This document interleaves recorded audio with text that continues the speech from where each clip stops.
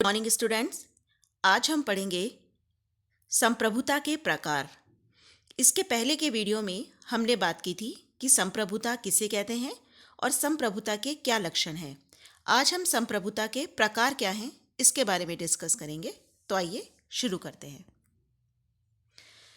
संप्रभुता के प्रकारों में सबसे पहला प्रकार हम लेते हैं औपचारिक संप्रभुता और वास्तविक संप्रभुता। सबसे पहली बात हम करते हैं कि औपचारिक संप्रभुता हम किसे कहते हैं। औपचारिक संप्रभुता का तात्पर्य एक व्यक्ति या ऐसी इकाई से है जिसके पास सैद्धांतिक दृष्टि से संपूर्ण शक्ति निहित हो, किंतु जिसके द्वारा व्यवहार में इस प्रकार की शक्ति का अपने विवेक के आधार पर उपयोग न किया जा सके। व्यवहार में इन शक्तियों का प्रयोग उसके नाम पर कोई अन्य शक्ति करे। देखिए, औपचारिक संप्रभु और वास्तविक संप्रभु क्या है। औपचारिक संप्रभु हम उसे कहते हैं जिसके पास सैद्धांतिक दृष्टि से सभी शक्तियां होती हैं, लेकिन औपचारिक संप्रभु की इन शक्तियों का प्रयोग व्यवहार में जिसके द्वारा किया जाता है उसे हम कहते हैं वास्तविक संप्रभु।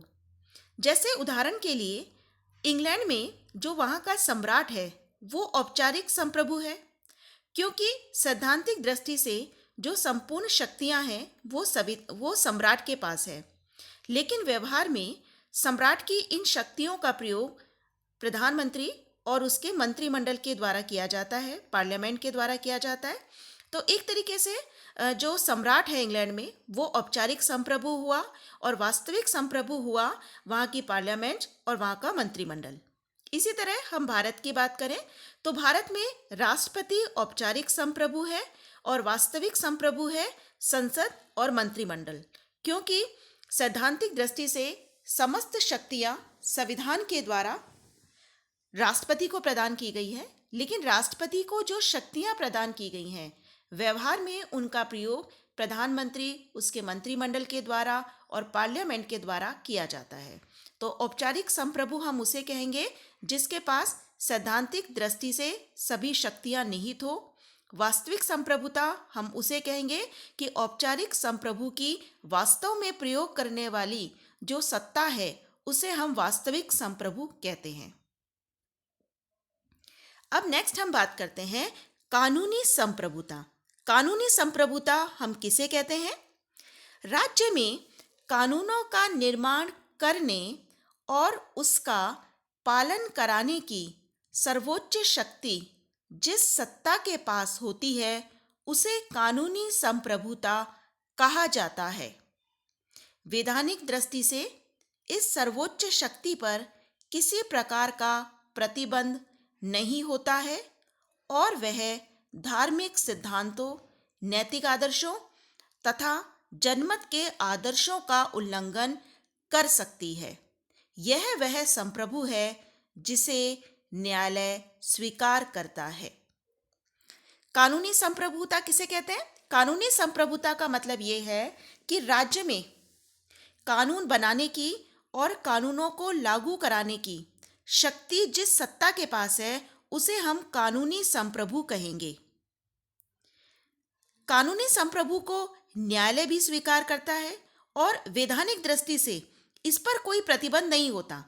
ये अगर चाहे तो धार्मिक सिद्धांत, नैतिक आदर्श और जनमत इनके आदर्शों का उल्लंघन भी कर सकती है। यानी कि कानूनी संप्रभुता का मतलब एक तरीके से हो गया संक्षेप में कि कानून बनाने और कानूनों को लागू कराने की शक्ति जिसके पास है वैधानिक रूप से उसे हम कहेंगे कानूनी संप्रभुता। जैसे उदाहरण के लिए कानूनी संप्रभुता कौन हुआ कि इंग्लैंड में सम्राट है, संसद है, इनको हम कानूनी संप्रभु कहेंगे। अब क्या क्या विशेषताएं इसकी देखिए। पहली बात तो जो कानूनी संप्रभुता है वो निश्चित होती है, इसे न्यायालय भी स्वीकार करेगा। ये किसी एक व्यक्ति या व्यक्ति समूह में निहित होगी, मतलब ये एक संस्थागत होगी। हम कानूनी संप्रभुता को स्पष्ट रूप से देख सकते हैं। यह निश्चित रूप से संगठित, स्पष्ट और विधि द्वारा मान्य होगी। व्यक्तियों को सभी अधिकार कानूनी संप्रभुता से ही प्राप्त होते हैं और स्वाभाविक रूप से व्यक्ति को इस संप्रभु के विरुद्ध कोई अधिकार प्राप्त नहीं होता। यह असीमित और सर्वोच्च होती है। तो देखिए, कानूनी संप्रभुता की जैसे अभी मैंने बात की कि ये राज्य में कानूनों का निर्माण कराती है, कानूनों का पालन कराती है। तो एक तरीके से ये वो शक्ति होती है जो कि निश्चित होती है, न्यायालय भी इसे स्वीकार करता है, स्पष्ट होती है, और चूंकि वैधानिक रूप से इसे मान्यता प्राप्त होती है तो राज्य में रहने वाले सभी व्यक्तियों को अपने सभी अधिकार कानूनी संप्रभुता से ही प्राप्त होते हैं और वैधानिक रूप से ये असीमित है और सर्वोच्च है। अब हम बात करते हैं राजनीतिक संप्रभुता की। तो देखिए, राजनीतिक संप्रभुता क्या होती है। अभी हमने बात की कि जो कानून बनाती है, कानूनों को लागू करती है, उसे हम कानूनी संप्रभुता कहते हैं। लेकिन व्यवहार में इस कानूनी संप्रभुता की सत्ता पर जो नियंत्रण रखती है सत्ता, उसे हम कहते हैं राजनीतिक संप्रभुता। जैसे कि हम इंग्लैंड की शासन व्यवस्था की बात करें तो इंग्लैंड में कानूनी संप्रभु तो हो गया सम्राट, वहाँ की पार्लियामेंट, लेकिन वहाँ की पार्लियामेंट की जो सत्ता है उस पर कंट्रोल रहता है जनता का, क्योंकि जनता ने पार्लियामेंट के सदस्यों को निर्वाचित किया है और जनता पार्लियामेंट के सदस्यों पर नियंत्रण भी रखती है। तो जो कानूनी संप्रभुता है उसको भी राजनीतिक संप्रभुता के समक्ष झुकना पड़ता है। उसको भी देश की जो जनता है, देश की जनता की इच्छाओं को, उनकी आकांक्षाओं को ध्यान में रखना पड़ता है। तो यानी कि कानूनी संप्रभु तो हुई वहाँ की पार्लियामेंट, लेकिन जो राजनीतिक संप्रभुता है वो निहित है वहाँ की जनता में। तो हम कहेंगे कि कानूनी संप्रभु की सत्ता पर नियंत्रण रखने वाली शक्ति को राजनीतिक संप्रभु कहा जाता है। उदाहरण के लिए, कानूनी दृष्टि से तो इंग्लैंड में पार्लियामेंट संप्रभु है, लेकिन वास्तविक रूप में पार्लियामेंट की सत्ता पर अनेक प्रतिबंध हैं। पार्लियामेंट जनता के कल्याण और इच्छाओं के विरुद्ध किसी प्रकार के कानून का निर्माण नहीं कर सकती। तो राजनीतिक संप्रभुता से क्या अभिप्राय हो गया कि कानूनी संप्रभुता की सत्ता पर नियंत्रण रखने वाली सत्ता कहलाएगी राजनीतिक संप्रभुता, कि जो कानूनी संप्रभु है उस पर कंट्रोल रहता है राजनीतिक संप्रभु का। कानूनी संप्रभु जैसा कि पार्लियामेंट हो गई, सम्राट हो गया, और राजनीतिक संप्रभु में कौन आएगा। देखिए, राजनीतिक संप्रभुता की अगर हम बात करें तो सीमित दृष्टिकोण से तो हम ये कहेंगे कि एक देश की जनता राजनीतिक संप्रभु होती है, लेकिन कहीं ना कहीं पॉलिटिकल पार्टीज, लोकमत, प्रचार के साधन, ये भी कानूनी संप्रभुता पर कंट्रोल रखते हैं। तो राजनीतिक संप्रभुता के अंतर्गत कौन कौन आ गए। देश के निर्वाचक, दलीय राजनीति, लोकमत और प्रचार के साधन। अब इसकी क्या विशेषताएं हो गई। ये कानून द्वारा ज्ञात नहीं होती। कानूनी संप्रभुता के अंतर्गत हमने देखा था कि जो कानूनी संप्रभुता है वो ज्ञात होती है, स्पष्ट होती है, लेकिन ये कानून द्वारा ज्ञात नहीं होती। राजनीतिक संप्रभुता असंगठित है और अनिश्चित है। इसको अगर हम कानूनी संप्रभुता से कंपेयर करें तो हम कहेंगे कि कानूनी संप्रभुता संगठित थी, स्पष्ट थी, निश्चित थी, लेकिन जो राजनीतिक संप्रभुता होगी वो असंगठित होगी, अनिश्चित होगी और उसको कानून द्वारा मान्यता नहीं दी जाएगी। तो संक्षेप में अगर हमें दोनों में अंतर बताना है कि कानूनी संप्रभुता और राजनीतिक संप्रभुता में क्या अंतर है, तो हम ये कह सकते हैं कि कानूनी संप्रभुता निश्चित होती है, न्यायालय द्वारा स्वीकार की जाती है, लेकिन राजनीतिक संप्रभुता अनिश्चित होती है और न्यायालय के द्वारा इसे स्वीकार नहीं किया जाता। जो कानूनी संप्रभुता है वो संगठित है, स्पष्ट है, विधि द्वारा मान्य है, लेकिन जो राजनीतिक संप्रभुता है वो असंगठित है, अस्पष्ट है और विधि द्वारा मान्य नहीं होती। अब हम बात करते हैं वेद और यथार्थ संप्रभुता। देखिए, वेद और यथार्थ संप्रभु क्या है। सामान्यतः क्या होता है कि एक देश में वेद और यथार्थ संप्रभु अलग अलग नहीं होते, लेकिन अगर कभी ऐसा होता है कि जैसे किसी एक व्यक्ति ने या एक व्यक्ति समुदाय ने देश में क्रांति के माध्यम से शासन की शक्ति अपने हाथ में लेकर नई सरकार स्थापित कर ली, तो ऐसी स्थिति में जो पुरानी सरकार है वो तो बन जाती है वेद संप्रभु, और जो नवीन स्थापित सरकार है उसे हम कहते हैं वास्तविक संप्रभु या यथार्थ संप्रभु। तो दोनों में अंतर बताते हुए हम कहेंगे कि वेद और यथार्थ संप्रभुता क्या है। वेद संप्रभु को हम कहते हैं डी जुरे और यथार्थ संप्रभु को डी फैक्टो। तो देखिए, एक देश के संविधान द्वारा जिस व्यक्ति या समुदाय को शासन करने का अधिकार प्रदान किया जाता है उसे वेद संप्रभु कहते हैं। कि देश के संविधान ने जिस व्यक्ति को या जिस समुदाय को शासन करने का अधिकार दिया है वो तो है वेद संप्रभु, और एक देश में व्यवहार में या वास्तव में जिस व्यक्ति या समुदाय के द्वारा शासन किया जाता है या जनता से अपनी आज्ञाओं का पालन कराया जाता है उसे हम कहते हैं यथार्थ संप्रभु। कि संविधान ने जिस व्यक्ति को शासन करने का अधिकार दिया है वो तो बन गया वेद संप्रभु, लेकिन व्यवहार में जो व्यक्ति शासन कर रहा है उसे हम कहेंगे यथार्थ संप्रभु।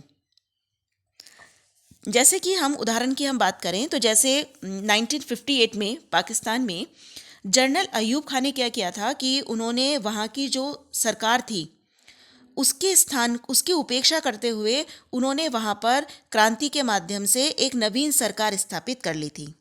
तो ऐसी स्थिति में जो पुरानी सरकार थी वो तो थी वहाँ की वेद सरकार, क्योंकि संविधान ने उस सरकार को शासन करने का अधिकार दिया था, लेकिन व्यवहार में शासन किया जा रहा था अयूब खां के द्वारा। तो अयूब खां ने जो सरकार स्थापित की वो सरकार थी वहाँ की यथार्थ सरकार, यथार्थ संप्रभु थी वो। तो ये दो तरह के संप्रभुता के प्रकार हो गए, वेद संप्रभु और यथार्थ संप्रभु। अच्छा, एक बात और है कि ये जो है अंतर वेद और यथार्थ संप्रभुता का, ये लंबे समय तक नहीं चलता। देखिए, या तो ये होता है कि जो वेद संप्रभु है, जैसे मान लीजिए जैसे वेद संप्रभु का मैंने आपको बताया कि वेद संप्रभु का मतलब ये है कि संविधान ने जिसे शासन करने का अधिकार दिया है, और यथार्थ संप्रभु वो जो कि व्यवहार में शासन कर रहा है। अब लंबे समय तक ये डिवाइडेशन नहीं चलता। या तो ये होगा कि जो वेद संप्रभु है वो वापस से जो नवीन सरकार है उसे समाप्त कर देगा और पुनः अपनी सरकार स्थापित कर लेगा, या फिर जो यथार्थ संप्रभु है, जो नई सरकार बनी है, वो किसी भी तरीके से कि जैसे देश के संविधान में उसने परिवर्तन कर लिया या मान लीजिए जनता से उसको स्वीकृति उसने प्राप्त कर ली, इस तरीके से वो वेद संप्रभु बन जाएगा। यानी कि लंबे समय तक ये अंतर नहीं चलता, या तो कुछ समय बाद वेद संप्रभु यथार्थ संप्रभु बन जाता है, या यथार्थ संप्रभु ही वापस से वेद संप्रभु का दर्जा प्राप्त कर लेता है। तो ये दो तरह के क्लासिफिकेशन है, वेद संप्रभु और यथार्थ संप्रभु।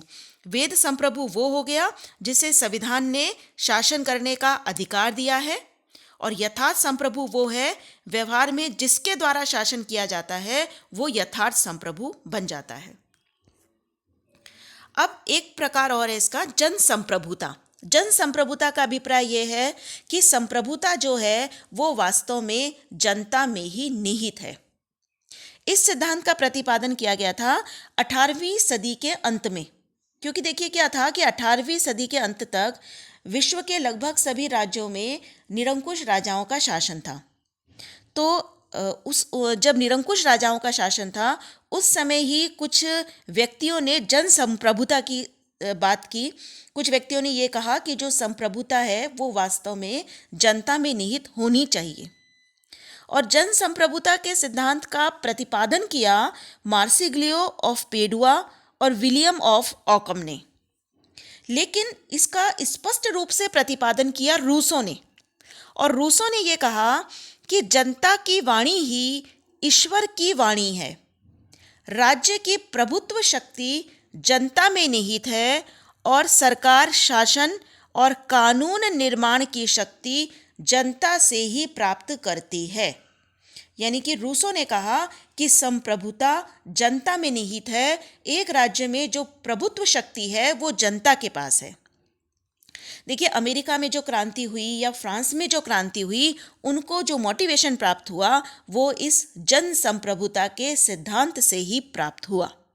और वर्तमान समय में भी ये सिद्धांत सबसे ज़्यादा लोकप्रिय विचार है और लोकतंत्र का जो आधार है वो भी यही कंसेप्ट है कि जो संप्रभु शक्ति है वो जनता में निहित है। Okay, thank you.